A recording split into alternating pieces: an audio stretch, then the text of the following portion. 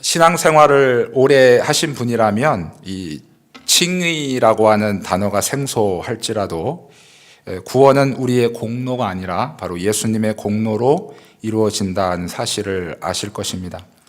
근데 이러한 개념이 아직까지도 우리에게는 정확하게 가치관으로 정착되지 못함으로 인해서 우리가 입으로는 믿음으로 구원을 얻는다 얘기하지만 아직까지도 우리의 생각 속에서는 우리 구원이라고 하는 것을 우리의 행동과 연결시키려고 하는 습관이 있다는 것입니다. 이것과 관련해서 하나의 예를 들어서 말씀을 좀 드리고 싶은데요. 이것은 자살의 문제입니다. 이 자살의 문제는 온 사회적으로 문제가 되어지고 있고 또 심지어는 지금 교회 안에서도 이 자살의 문제가 큰 이슈로 떠올랐습니다. 그래서 도대체 교회 안에서도 자살하는 사람들이 나타나는데 그러한 분들을 찾아가서 어떻게 위로하고 예배를 드릴 것인가 이러한 고민들이 교단적인 차원에서까지 있는 것 같습니다. 제가 어렸을 때는 이 자살하면 지옥 간다라는 얘기를 참 많이 들었습니다. 그런데 곰곰이 생각하면 이 말에는 굉장히 어폐가 많이 있습니다. 일단 성경 본문 안에서 그러한 본문을 찾아볼 수가 없고요. 그리고 구원론적인 그런 관점에서 볼 때 이 말은 성경적이지 않다 하는 것입니다. 사람들은 자꾸 이 구원의 문제를 어떤 인간의 행위라고 연결을 시켜서 생각을 하려고 하는 것이죠.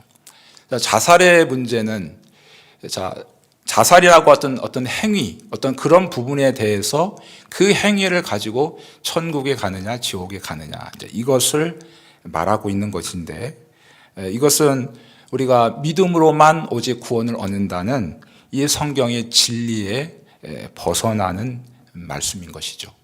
그래서 제가 사실은 이 자살하면 지옥 간다라고 하는 부분에 대해서 말씀을 드리지만 특별히 이 자살의 부분에 대해서 여러분이 오해 없이 들으시기를 바라겠습니다. 제가 자살에 대해서 이것이 합법적이거나 또는 이것이 정당하다라고 얘기하는 것은 절대 아니고요. 자살의 문제는 하나님 앞에 분명히 큰 죄이죠. 우리가 하지 말아야 될 것이고 세상 사람들은 물론이거니와 신앙인들은 아무리 힘들고 어려워도 그러한 일을 우리가 절대로 하지 않아야 되겠습니다. 그러나 이제 우리가 이런 어떤 생각을 제가 조금 전에 말씀드렸듯이 그 자꾸 어떤 이 행위의 모습으로 구원과 연결시킨다는 의미에서 이것이 잘못되면 우리가 착한 일을 하게 되면 그 착한 일로 인해서 구원을 얻게 된다라는 그런 이제 주장까지 나중에 나오게 되는 것이죠. 그런 의미에서 굉장히 위험한 말이다라고 하는 것을 우리가 기억해야 되겠고요. 여러분이 자살하면 성경에서 가장 먼저 떠오르는 사람이 있을 것입니다. 예수님의 제자였던 가룟 유다였죠. 자, 가룟 유다가 왜 불행한 삶을 살았을까요? 아마 여러분들이 가룟 유다 하면 생각했을 때, 저 사람은 불행한 인생을 살았다라고 아마 이구동성으로 얘기하실 것입니다. 왜 그가 그랬을까요? 자살했기 때문일까요? 아니면 예수님을 팔았기 때문일까요? 사복음서를 성경을 정확하게 보게 되면 이 가룟 유다에 대한 언급이 적지 않게 나와 있습니다. 가룟 유다가 어떤 말을 했고 어떤 생각을 가지고 있었고 또 가룟 유다에 대해서 주님은 어떤 반응을 하셨는가라는 부분에 대해서 우리가 사복음서에서 우리가 많이 발견을 할 수가 있는데 그것을 종합해서 보게 되면 가룟 유다가 불행하게 된 원인은 바로 하나님께로부터 택함을 받지 못했기 때문이다 하는 거예요. 일단 주님께서는 그가 차라리 나지 아니했으면 좋을 뻔했다라고 선언을 해주셨고요. 또 가룟 유다의 그 행동을 보게 되면 다른 제자와 좀 비교가 되죠. 비교가 될 수 있는 사람이 베드로라고 할 수 있겠는데 베드로나 사실 가룟 유다나 행한 죄의 무게를 따진다면 사실 그렇게 차이가 없을 것이라 생각이 됩니다. 가룟 유다도 예수님을 은 30에 팔았긴 했지만 베드로도 그에 못지않게 예수님에 대해서 저주하고 맹세하고 그렇게 도망갔던 제자 아니겠습니까? 그 경종을 따지면 뭐 그런 차이가 없어요. 근데 바로 이 두 사람의 차이점은 바로 주님께로부터 택함을 받지 못했다는 것이. 물론 가룟 유다는 12제자로서 택함은 받았지만 하나님의 자녀로서 택함을 받지 못한 자이다 하는 것입니다. 구원의 9가지 서정 중에서 이 모든 9가지가 다 순서적으로 되어지지는 않습니다. 그러나 이 부분만큼은 반드시 순서적으로 이루어진다고 여겨집니다. 그것은 뭐냐면 하나님께서 우리를 불러주신다는 거예요. 그것이 소명이죠. 하나님께서 우리를 선택하시고 창세전부터 선택하시고 그리고 하나님께서 때가 되어서 부모님을 통해서든지 우리의 친구를 통해서든지 지인을 통해서 전도를 통해서 불러주신다는 겁니다. 그 부르심의 초청에 응하게 되는 것, 그럴 때 그 사람에게 바로 중생의 역사가 일어나게 되죠. 바로 중생의 역사라는 건 거듭남의 역사고 성령님께서 그 마음을 새롭게 변화시키는 사건입니다. 이 우리의 마음을 새롭게 변화시키는 사건이 일어나야만 그때부터 비로소 내 자신이 얼마나 흉악한 죄인인가를 볼 수 있는 눈이 열려지게 돼요. 그래서 우리 자신을 보면서 하나님 앞에 회개하고 돌이키고 믿음으로 하나님 앞에 나아갈 수 있는 원동력이 되어진다 하는 것입니다. 그런 관점에서 볼 때 이 가룟 유다와 베드로는 비교가 된다는 거예요. 자, 베드로를 한번 보십시오. 누가복음 5장의 가장 대표적인 사례로 그가 갈릴리 바다에서 정말 오랫동안 어부 생활을 했는데 어느 날은 고기를 잡지 못했잖아요. 그래서 낙심하고 돌아왔는데 바로 주님께서 그를 만나셔서 바로 깊은 곳에 가서 그물을 내리라라고 하는 그 명령을 받았습니다. 그때 바로 베드로는 그 말씀에 바로 반응을 하게 되죠. 그리고 말씀에 의지하여 내가 그물을 내리겠습니다. 아마 처음 보는 청년이 자기는 몇십 년 동안 이 갈릴리에서 정말 오랫동안 생활했기 때문에 너무나도 잘 알고 있는데 자기도 모르는 어떤 처음 보는 청년이 와서 그런 말을 했다면 아마 콧방귀를 꼈을 것이지만 그러나 말씀에 의지하여 나가서 그물을 내리겠다 하고 나서 바로 그 그물에 엄청난 물고기가 잡히고 난 뒤에 바로 주님 앞에 와서 자기를 떠나달라. 나는 죄인으로소이다 라는 고백이 비로소 그 주님 앞에 내려지게 되는 것을 보게 됩니다.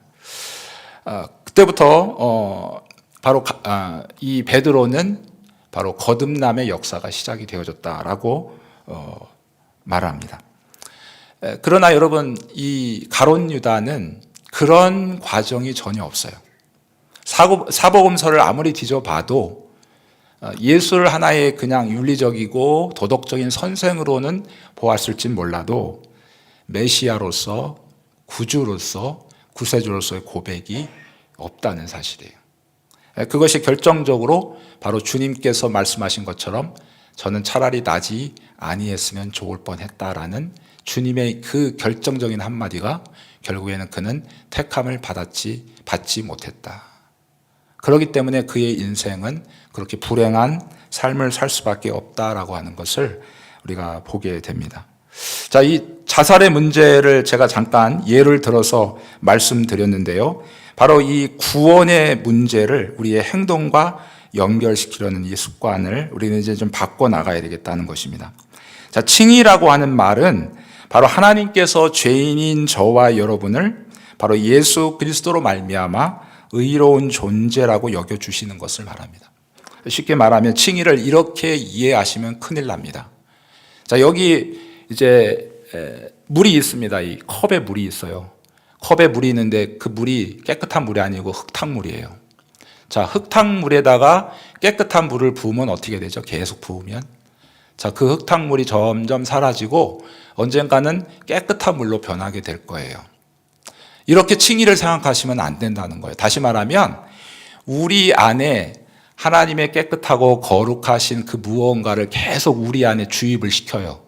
마치 주사로 우리에게 주사를 놓듯이 계속 주입을 시켜가지고 언젠가는 우리 안에 있는 죄된 것들, 더러운 것들, 경건하지 않은 것들은 다 밀어내고 주님의 그 거룩함이 우리 안에 가득해서 자, 그럴 때 우리가 결국 하나님의 거룩한 자녀로 의로운 자로 우리를 인정해 주신다. 이렇게 생각하면 큰일 난다는 것입니다. 칭의의 개념은, 가장 기본적인 개념은 우리의 모습은 변하지 않아요. 우리는 여전히 죄성이 있고 죄를 좋아하고 죄를 따라가려고 하는 그러한 연약한 모습 속에 있는데, 그 변하지 않은 모습 가운데 무엇이 다르냐면 바로 그리스도의 의가, 그리스도의 거룩한 의의 옷이 우리에게 입혀졌다 하는 것입니다. 제가 지금 하얀 와이셔츠를 입고 있지만 만약에 검은 와이셔츠를 입고 있다 생각을 하시고 이 안에 제가 하얀 옷을 입고 있다면, 이렇게 덧입혀서 있다면 검은색 와이셔츠는 보이질 않겠죠. 그리고 하얀색 옷만 보여지게 될 것입니다. 그래서 여러분, 우리는 변하지 않아요. 죄악된 본성은 변하지 않는데 그리스도께서 저와 여러분을 위해서 행하신 일, 그것은 뭡니까? 첫 번째는 죄의 문제를 해결해 주신 것이죠. 두 번째는 하나님의 말씀에 순종하신 것이죠. 이 속죄와 그리고 하나님의 말씀에 순종하는 이 두 가지 사건으로 인해서 바로 그 그리스도의 거룩한 의가 우리에게 덧입혀지게 됨으로 말미암아, 하나님께서, 재판장이신 하나님께서는 우리 속에 있는 내용물은 보지 않으시고 우리 겉에 있는 그리스도의 거룩한 의를 보시며, 의의 옷을 보시면서 저와 여러분을 의롭다라고 그렇게 여겨 주시는 것입니다.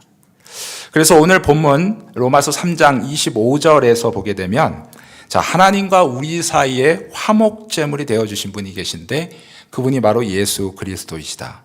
바로 그분이 피를 흘리심으로써 하나님께서는 전에 지은 우리의 죄를 어떻게 해요? 간과하심으로, 그래서 우리를 의롭다라고 그렇게 하셨다라고 기록을 하고 있습니다.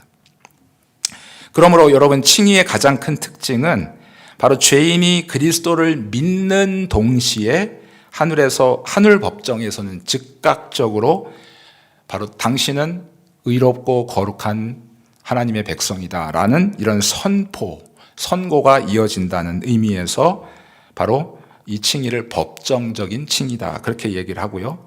또한 하나님께서 한번 의롭다 그렇게 선고하시면 이 세상 어느 누구도 그것을 변개할 존재가 없어요. 한번 하나님께서 의롭다 선고하시면 절대로 변하지 않는다라는 의미에서 바로 단회적인 칭의다 그렇게 얘기하고요. 또한 이 칭의는 성화처럼 우리의 전생애를 통해서 일어나는 것이 아니라 바로 완성적이고 확정적이고 불변적인 그러한 칭의로 우리에게 우리를 그렇게 인정하신다 하는 것입니다. 여기에서 이 칭의와 성화의 큰 차이점이 발견되는데요.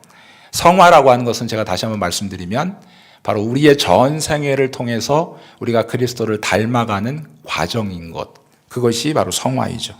그러나 칭의는 예수님을 믿는 즉시로 바로 하나님의 자녀로, 또 하나님의 거룩한 자로 그렇게 하늘에서부터, 하늘 법정으로부터 인정받게 되는, 즉시 확정되어지는 이러한 사건입니다. 칭의는 결코 점진적으로 이루어지거나, 그러니까 우리의 어떤 행위를 보면서 행위를 보면서 내가 어느 정도 하나님의 하나님의 자녀가 될 만한 자격이 있다, 그렇게 여겨진다고 여겨질 때, 그때 비로소 당신은 하나님의 자녀다 그렇게 말하는 것이 아니고, 또 그것이 유보되어지는 것이 절대 아니라 우리가 예수님을 믿는 즉시 바로 하나님의 자녀로 인침을 받는 것, 의롭다라고 그렇게 우리를 칭의해 주시는 것, 이것이 바로 칭의다 하는 것입니다. 이 칭의와 성화는 이러한 큰 차이점이 있습니다.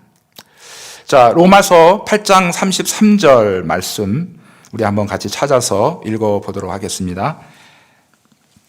신약성경 250페이지입니다.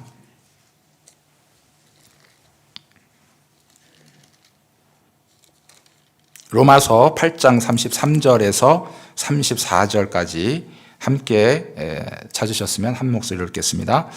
누가 능히 하나님께서 택하신 자들을 고발하리요? 의롭다 하시니는 하나님이시니 누가 정죄하리요? 죽으실 뿐 아니라 다시 살아나신 이는 그리스도 예수시니 그는 하나님 우편에 계신 자요 우리를 위하여 간구하시는 자신이라. 아멘.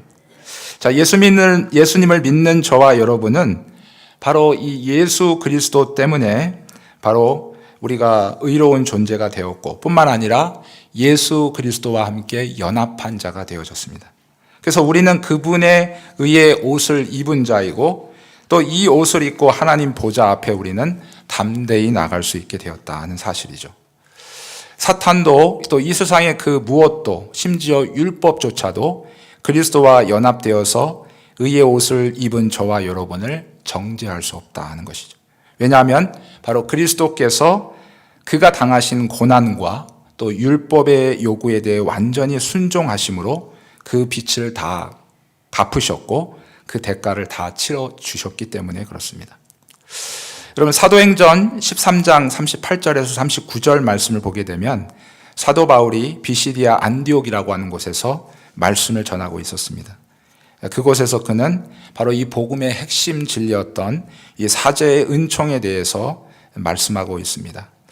자, 그러므로 형제들아 너희가 알 것은 이 사람을 힘입어 죄 사함을 너희에게 전하는 이것이며 또 모세의 율법으로 너희가 의롭다 하심을 얻지 못하던 모든 일에도 이 사람을 힘입어 믿는 자마다 의롭다 하심을 얻는 이것이다.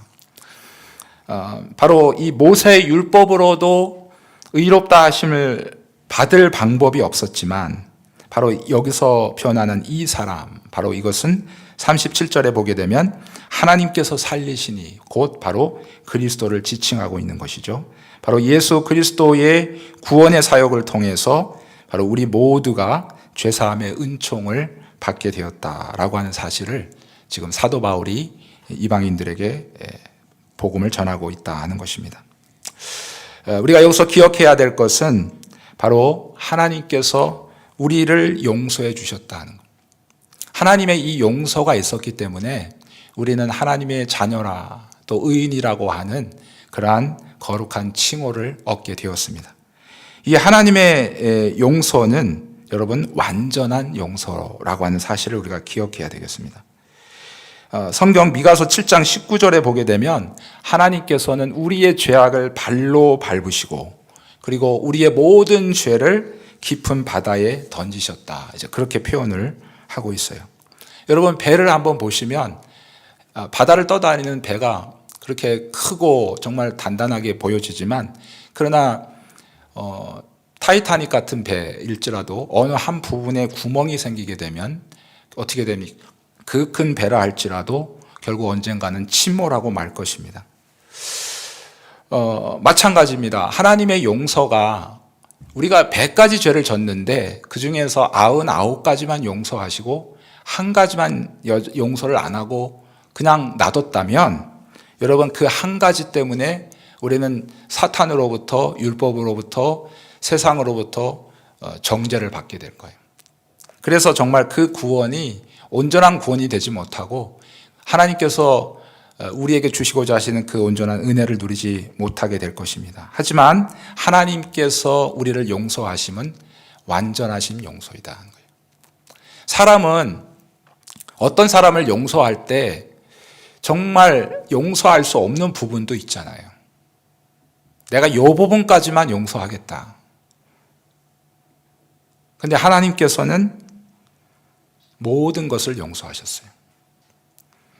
심지어는 하나님을 향해서 하나님의 영광을 그것을 바꾸어서 이 인간의 색욕거리로 그리고 이 세상에 썩어질 것으로 만들어버린 그 인생조차도 그 악한 하나님을 대적하는 모든 행위 자체, 그 모든 것을 다 하나님께서 용서해 주셨다 하는 것이죠. 또한 하나님께서 이 사제의 은총과 관련해서 우리가 기억해야 할 것은 바로 값없이 주시는 은혜이다 하는 것입니다. 우리가 우리의 죄를 용서받기 위해서는 우리가 지불할 수 있는 것이 아무것도 없다는 거예요. 우리가 우리 죄를 용서받기 위해서 우리 눈물을 다 흘리고 그래서 바다를 이루고 다윗처럼 침대를 눈물로 띄울 만큼 그렇게 많은 눈물을 흘릴지라도 우리는 그것으로 인해서 용서받을 수 없는 존재입니다. 또 중세에 사제들이 그랬다 하죠. 루터 같은 사람도 이 복음을 발견하기 전에는 자기의 맨 무릎으로 수백 개, 수천 개의 돌 계단을 기어 올랐다는 것이죠. 왜냐하면 그 죄를 하나님으로부터 용서받기 위해서. 그러나 그러한 모든 인간의 행위들은 결코 하나님으로부터 용서받을 수 없다 하는 것입니다. 우리가 받은 용서는 우리가 대가를 치러서 이뤄내는 것이 결코 아니다는 것입니다. 오늘 우리가 본문에서 읽었던 것처럼 로마서 3장 24절에서 하나님의 은혜로 값없이 의롭다 하심을 얻은 자 되었다. 하나님의 은혜는 값없이 우리를 의롭다 하셨다 하는 사실을 우리가 기억해야 하겠습니다. 또한 하나님께서 우리를 향한 용서는 변할 수 없고 번복될 수 없는 용서라고 하는 사실입니다. 죄 용서라고 하는 것은 하나님께서 은혜로 주신 선물이죠. 그리고 하나님은 여기에 대해서 결코 후회하지 않으십니다. 그러므로 하나님께서 용서하셨는데 그것을 가지고 누가 가타부타 여러분 정죄할 수 있겠습니까? 우리의 양심이든 사탄이든 그 무엇이든 하나님이 용서하신 사람을 결코 다시는 정죄할 수 없다라고 하는 사실이죠. 이처럼 하나님의 용서는 여러분 완전한 용서이고 또 값없이 주는 용서이며 변하거나 번복할 수 없는 용서입니다. 이러한 하나님의 용서가 갖는 의미는 첫 번째로 우리가 알 수 있는 것은 우리의 죄를 완전히 도말해 주신다 하는 것입니다. 여러분 이사야서 43장 25절 말씀에 보게 되면 하나님은 허물을 도말하는 자니 내 죄를 기억하지 아니하리라 라고 기록하고 있습니다. 허물을 도말하는 자시다. 우리의 죄를 도말하시는 분. 자, 이것은 빚을 완전히 탕감해 주는 그것을 여러분 생각하시면 되겠습니다. 예전에는 다 장부가 있었잖아요. 그래서 누가 뭘 꼬가면 언제 몇 월 며칠 누가 이것을 꼬갔다 이렇게 다 적어 놓을 것이죠. 어떤 품목으로 얼마치. 그런데 바로 죄를 도말한다는 것은 그 모든 빚진 모든 항목들을 다 삭제하는 것을 말하죠. 이것을 우리가 영적으로 살펴볼 때 죄라고 하는 것은 바로 우리가 갚을 수 없는 빚과 같은 것이죠. 하나님은 그 빚을 하나님의 의의 장부에 낱낱이 기록해 놓으셨다는 거예요. 갚지 않은 죄 때문에 우리는 법정으로 끌려갈 것이고 그 사실을 인정할 수밖에 없을 것입니다. 하나님은 우리가 진 빚을 일일이 계산하시고 그리고 그 숫자를 세보니까 정말 어마어마한 그 액수에 우리는 그 이야기를 듣고 사색이 되고 마음은 무너져 내릴 것입니다.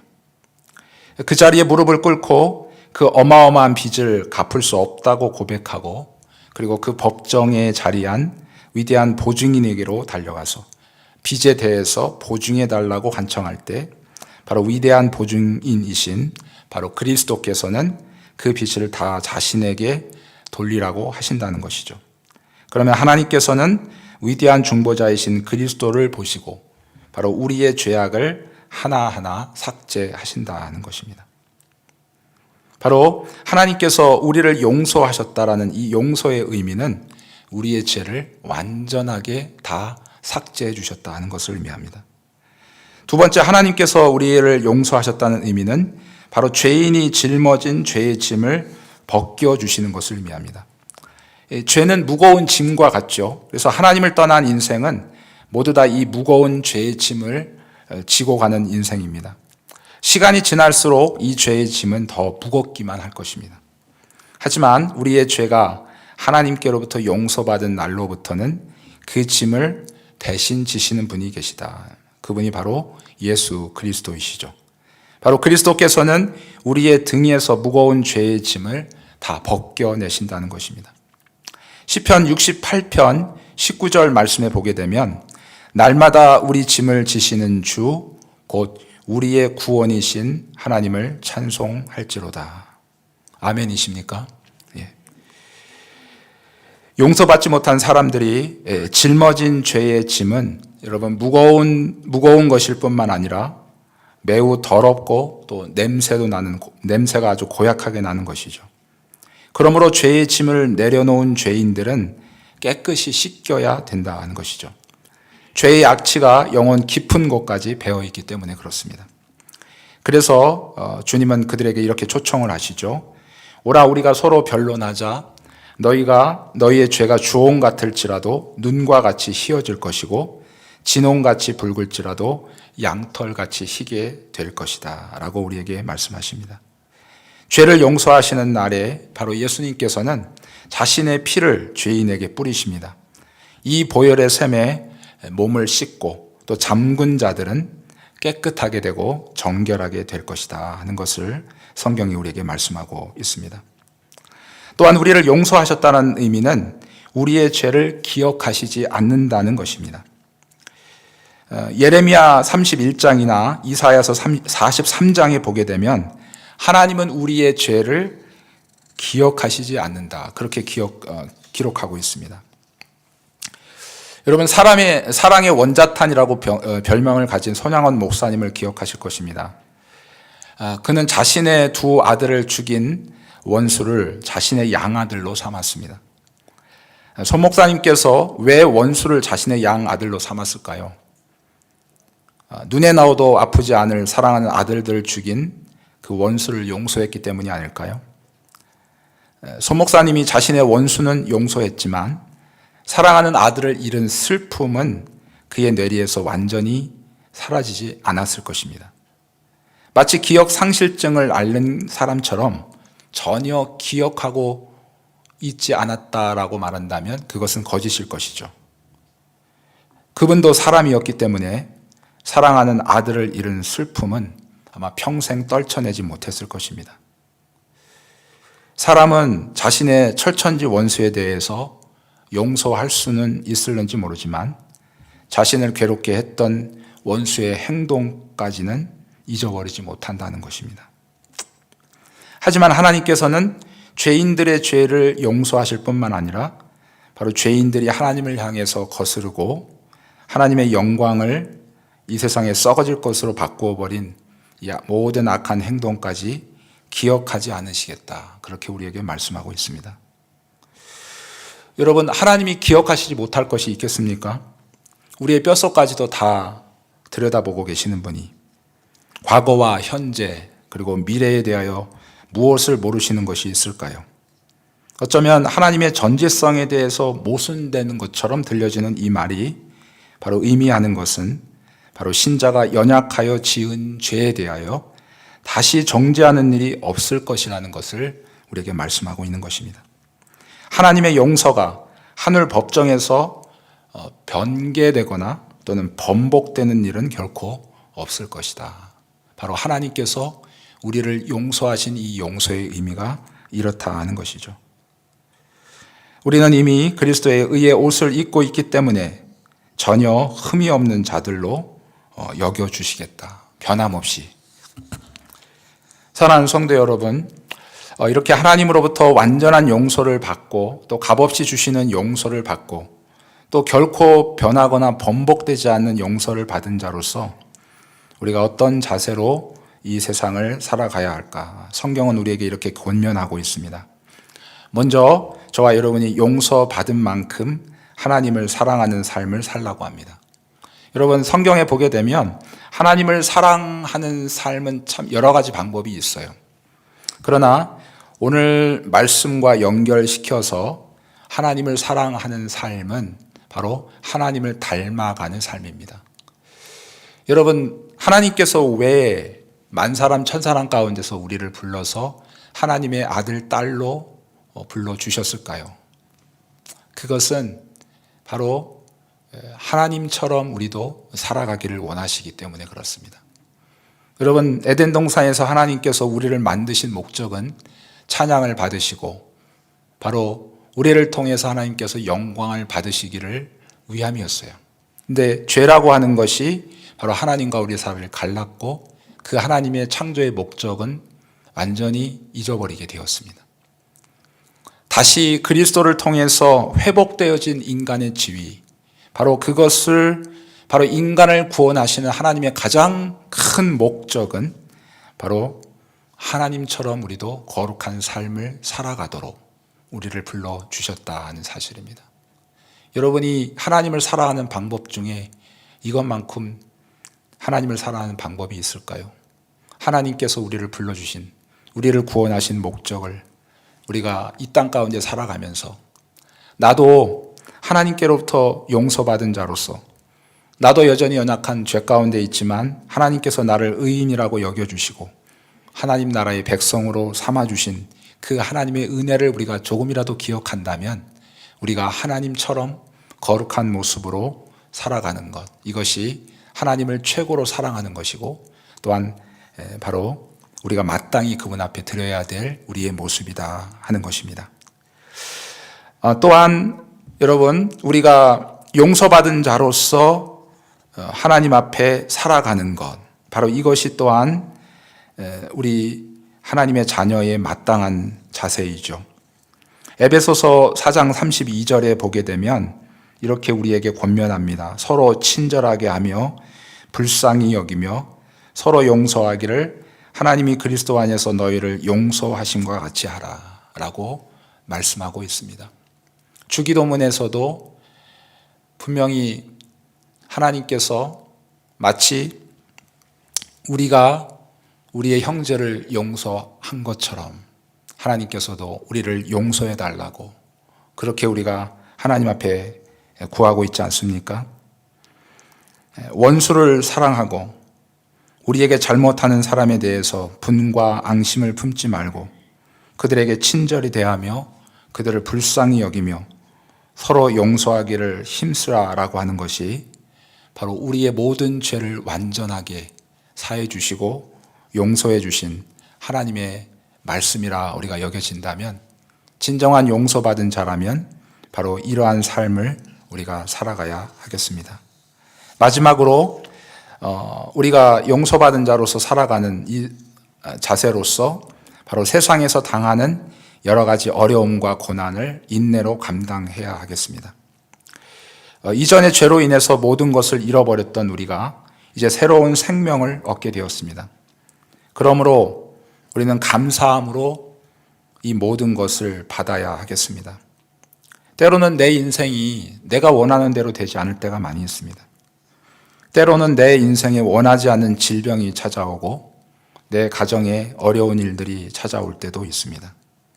그러나 이 모든 어려움들로 인해서 우리는 이 하나님께로부터 받은 은혜를 잃어버릴 수가 없어요.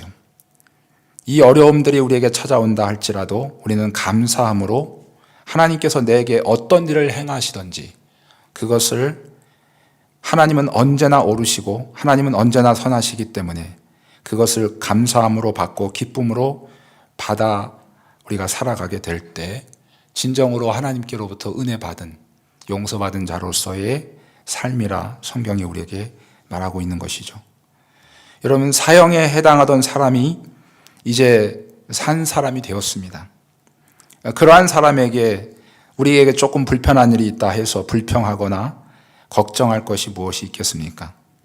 때로 그리스도인으로 살면서 당하는 어려움과 고난이 있어도 우리가 기쁨으로 그 모든 일을 잘 감당해야 되겠고 또한 성령의 능력으로 넉넉히 그 어려움들을 잘 이기셔서 바로 우리를 하나님의 자녀로 부르신 하나님 아버지의 기쁨이 되는 저와 여러분이 다 되시기를 주님의 이름으로 축복합니다.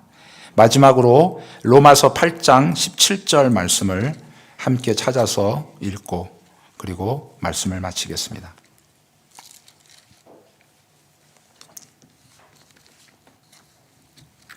로마서 8장 17절 말씀입니다. 찾으신 줄 알고 함께 한 목소리로 읽겠습니다.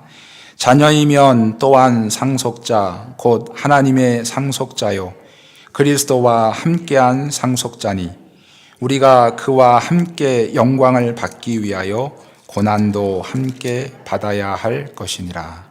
아멘. 오늘 말씀의 제목이 칭의와 양자입니다.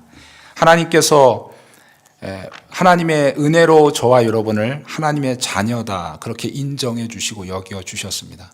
거기에서 끝나지 않고 자녀의 권세, 바로 자녀에게는 어떤 일이 벌어져요? 하나님의 나라를 상속받을 자. 자녀라면 또한 상속자니 곧 하나님의 나라를 상속받을 자로 우리를 여겨주셨다는 것입니다. 그러니 여러분, 단순히 우리 하나님의 백성으로만 불러주신 것이 아니고 하나님 나라의 정말 거룩한 그 나라를 상속받을 자로, 그리고 주님과 함께 왕노릇할 자로 그렇게 우리를 높여주시고 우리를 영광스럽게 해주셨다는 사실을 우리가 기억할 때 이 땅에서 당하는 좀 잠시 어려움을 당하고 조금 우리 안에 건강이 또 물질적으로 어려움이 있다 해서 우리가 원망하거나 불평해야 되겠습니까? 우리에게 조금 어려운 일이 있다 할지라도 하나님께서 우리에게 베풀어 주신 이 영광스러운 일을 우리가 기억하며 우리가 기쁨으로 넉넉하게 이 믿음의 길을 잘 걸어가시는 저와 여러분 다 되시기를 주님의 이름으로 축복합니다.